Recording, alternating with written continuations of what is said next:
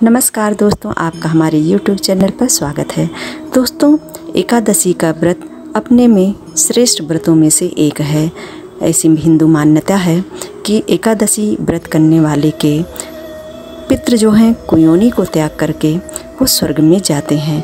दूध, पुत्र, धन और कीर्ति को बढ़ाने वाला होता है एकादशी का व्रत।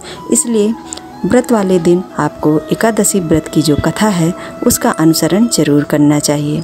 कथा के अनुसार एक बार धर्मराज युधिष्ठिर ने भगवान श्री कृष्ण से वैशाख कृष्ण एकादशी के व्रत विधि और महत्व के बारे में पूछा। इस पर भगवान श्री कृष्ण ने कहा कि बरूथनी एकादशी जो है वो वैशाख महीने में आती है और इस एकादशी के व्रत को यदि कोई विधि विधान से करता है तो उसे सुख, सौभाग्य और पुण्य प्राप्त होता है। कथा के अनुसार राजा मानधाता नर्मदा नदी के तट पर अपने राज्य पर शासन कर रहे थे। वे धार्मिक व्यक्ति थे। पूजा पाठ, धर्म कर्म में उनका मन लगता था। वे एक दिन जंगल में गए और वहाँ तपस्या करने लगे। वे तप में लीन थे। कुछ समय बीतने पर एक भालू आया और उन पर हमला कर दिया।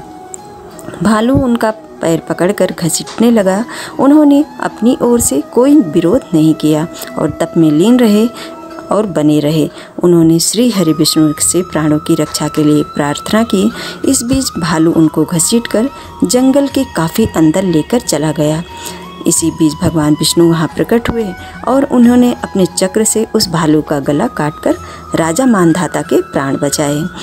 दोस्तों, भालू के हमले में उनका एक पैर खराब हो गया और भालू उसे चबा गया था। चूँकि यह देखकर राजा मानधाता दुखी हो गए। तब श्री हरि ने कहा, तुम पिछले जन्म में जो कर्म किए थे उसका ही यह परिणाम है। तुम बरूथनी एकादशी का व्रत वैशाख के कृष्ण पक्ष की एकादशी को करना।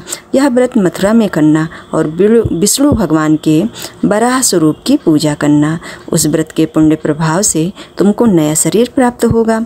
श्री हरि के आदेशानुसार बरूथनी एकादशी के दिन राजा मानधाता मथुरा पहुँचे और विधि विधान से व्रत रखा। भगवान वराह की पूजा की, रात्रि जागरण करके अगले दिन पारण किया। इस व्रत के प्रभाव से राजा मानधाता को नया शरीर प्राप्त हुआ।